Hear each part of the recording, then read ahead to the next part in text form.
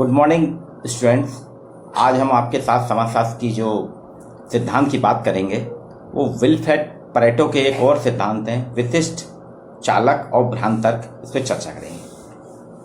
कल क्लास में मैंने बताया था कि परेटो जो है, विल्फ्रेड परेटो एक फासिस्टवादी हैं, समाजशास्त्री हैं, इंजीनियर हैं, अर्थशास्त्री हैं, फासिस्टवादी हैं। फासिस्टवादी इनको इसलिए कहा जाता है कि ये मैकियावेली जो पॉलिटिकल साइंस के विचारक हैं, राजनीतिक विचारक, इनसे बहुत ज़्यादा प्रभावित थे। और मुसोलिनी इनका, जो कि नंबर 1 फासीवादियों में नंबर 1 में उसकी गिनती की जाती है, मुसोलिनी इनका स्टूडेंट था। इन्होंने कभी भी उदारता, स्वतंत्रता की हिमायती नहीं रहे, हमेशा ये फासीवादी थे।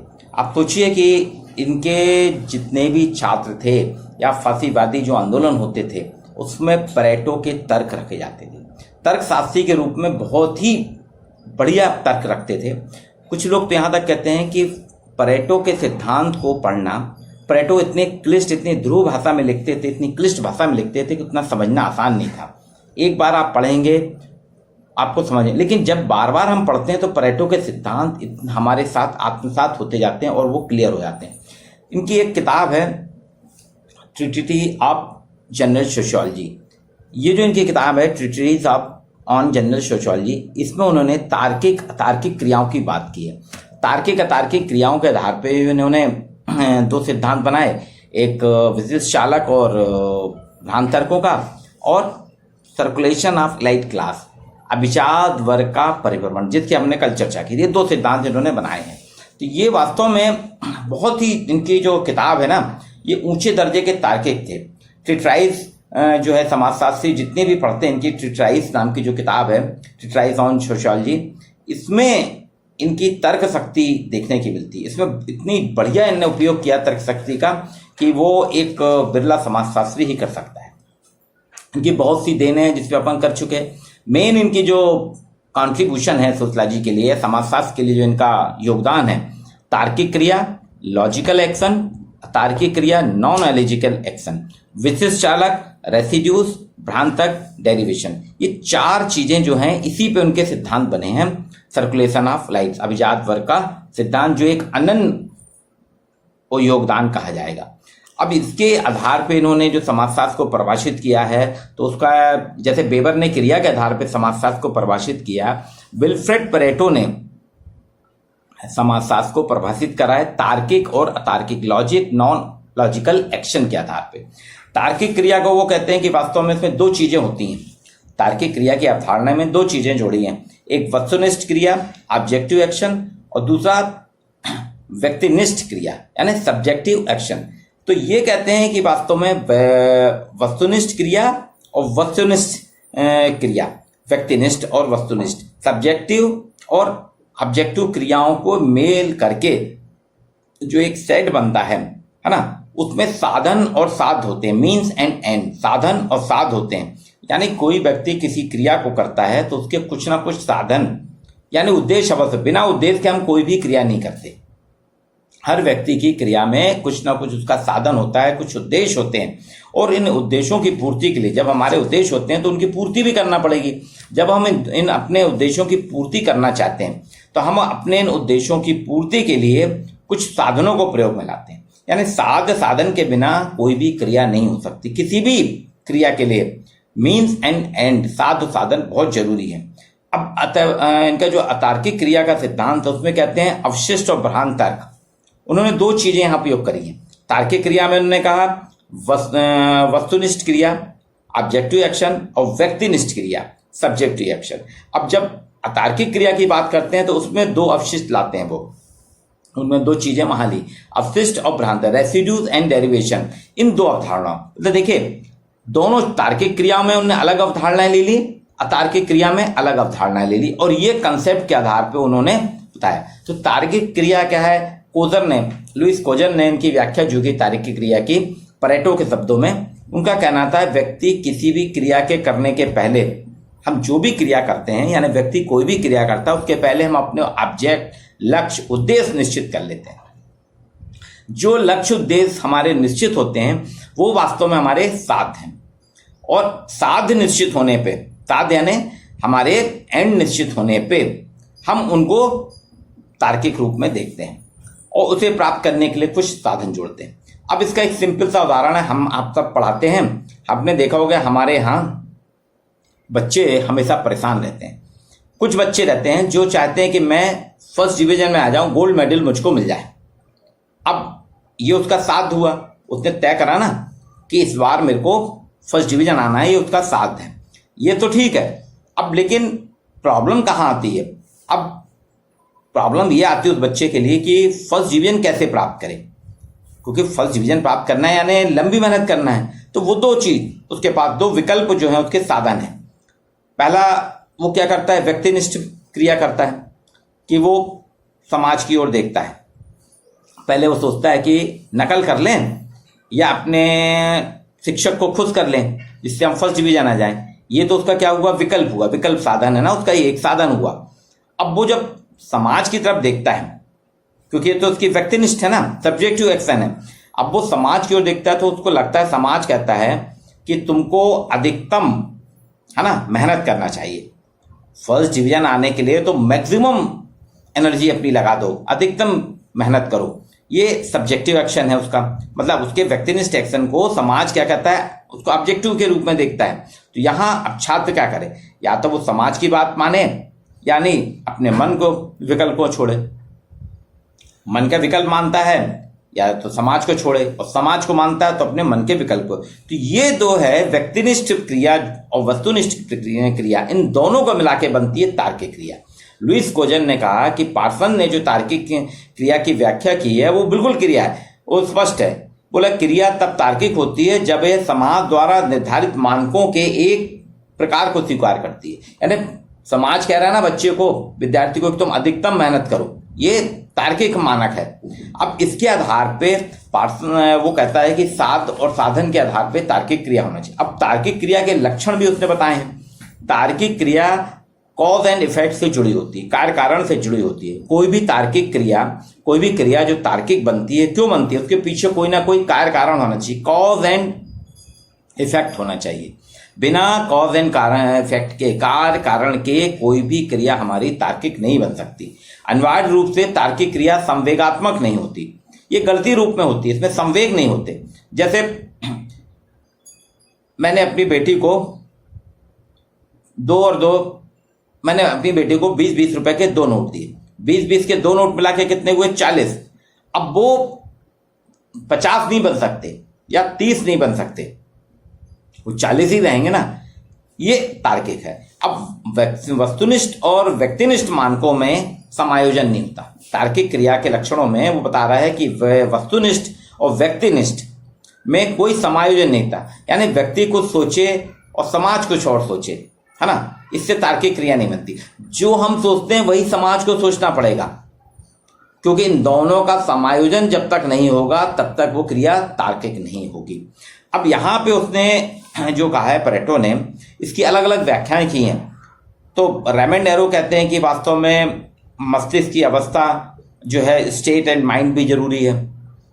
परेटो व्यक्तिनिष्ठ मानकों की बात करते हैं, लेकिन उसमें बहुत द्वंद्व भी हैं। कुछ विचारक इसे मनोविज्ञान से पृथक करना चाहते हैं, कुछ विचारक इसे कहते हैं मनोविज्ञान में रखा जाए। अब यहाँ पे उनका कहना है हर चीज अलग अलग होती है।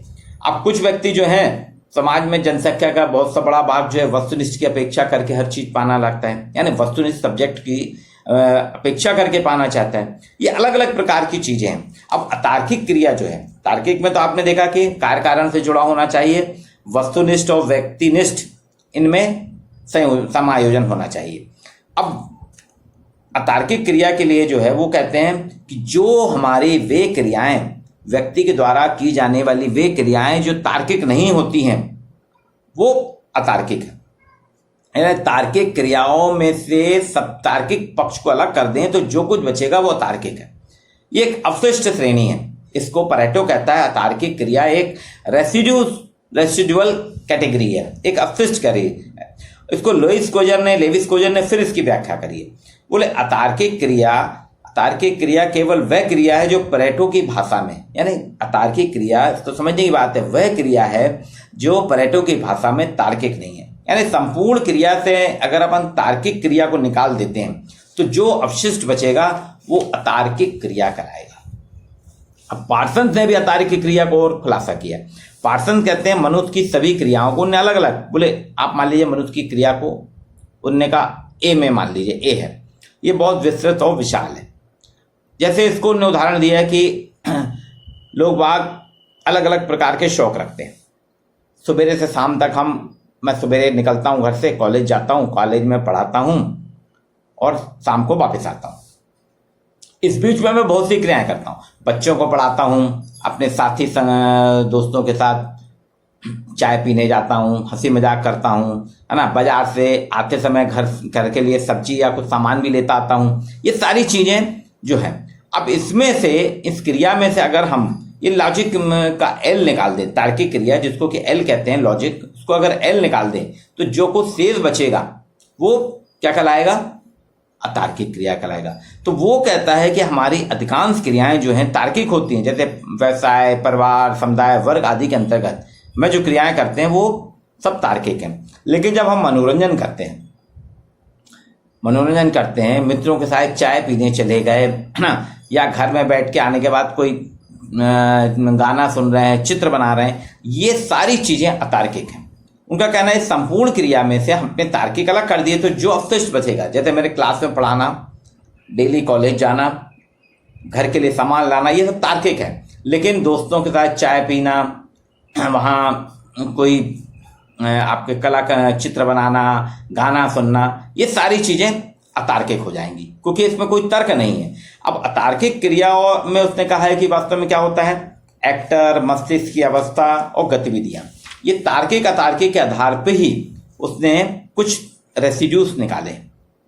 वो कहता है अतार्किक क्रिया से जो बनता है उसमें अवशिष्ट और भ्रांतर्क दो चीज आती है। तो अवशिष्ट क्या है हमारे, हमको तार्किक क्रिया को देखना पड़ेगा कि तार्किक क्रिया साध और साधन को जोड़ती है। तार्किक क्रिया करती साध और साधन को इस तरह से जोड़ती है कि हमें साध्य प्राप्त हो जाता है। इसको गणित में और अर्थशास्त्र में अपन देखते हैं। जैसे एम.एन. श्रीनिवास ने भी कहा था, ये जातियों में परिवर्तन जो है संस्कृतिकरण की बात करता है। तो संस्कृतिकरण के तत्व उसने क्या बताया, मानक, मूल, विश्वास, ये सब अवशिष्ट क्रियाएं हैं। वास्तव में ये हमारे संवेगों को अधिक महत्व देती हैं, इसमें मनोभाव महत्वपूर्ण आ जाते हैं।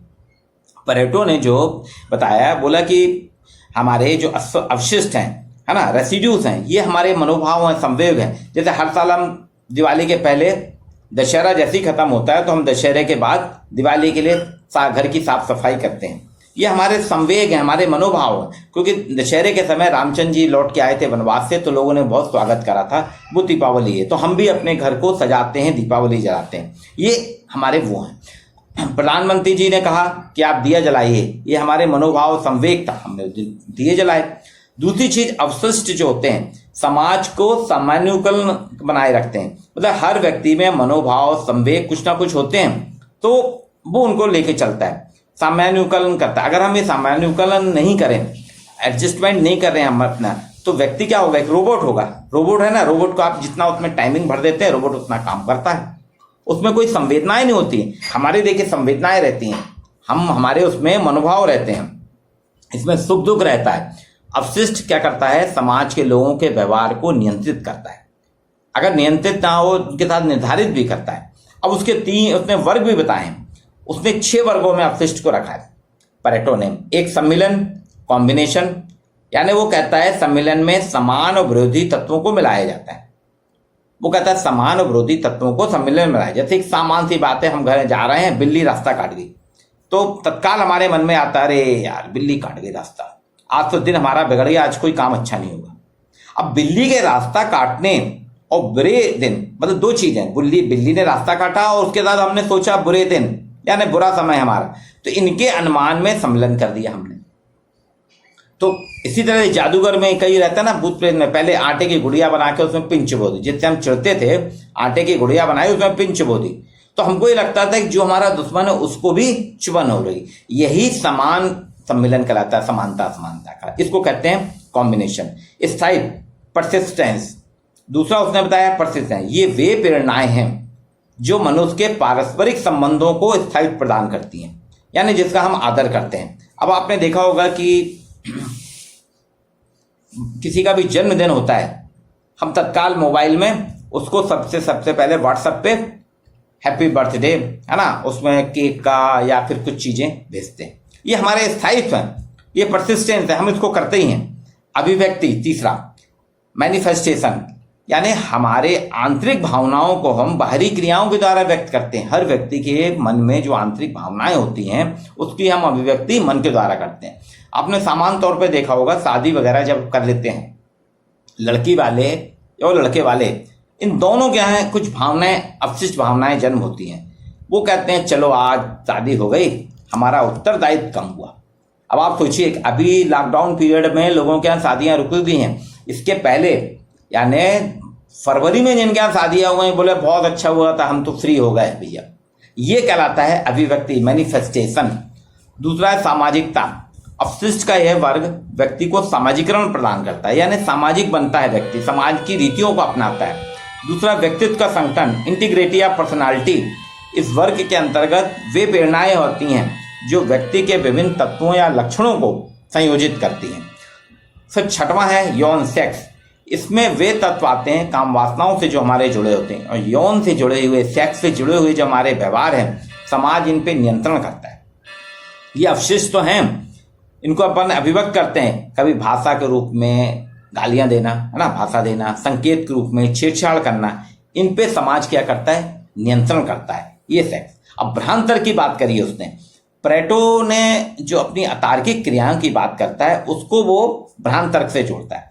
बोले वे क्रियाएं जो तार्किक नहीं हैं, अतार्किक हैं, उनका अध्ययन सिर्फ समाजशास्त्र कर रहा है। अर्थशास्त्र ने तार्किक क्रियाओं का अध्ययन कर, लेकिन समाजशास्त्र एक ऐसा शास्त्र है जो तार्किक का भी अध्ययन करता है। वो कहते हैं कि वास्तव में मनुष्य के जो भावनात्मक और संवेगात्मक व्यवहार होते हैं, हमारे जो भावनात्मक और संवेगात्मक व्यवहार होते हैं, उनका औचित्य हम भ्रांत तर्क के द्वारा स्पष्ट करते हैं। इसको बोगार्ट्स ने भी यही कहा कि प्रेटो कहता है कि हमारे भावनात्मक और संवेगात्मक जो व्यवहार हैं उनको हम भ्रांत तर्कों के द्वारा अपेक्षित करते हैं। सामान्य तौर पे आप देखिए, भारतीय समाज में बहुत होता है कि व्यक्ति अपनी पत्नी को क्रूरतापूर्ण व्यवहार करता है, मौका पड़ने पे वो मारपीट भी करता है, गाली गलौज भी करता है।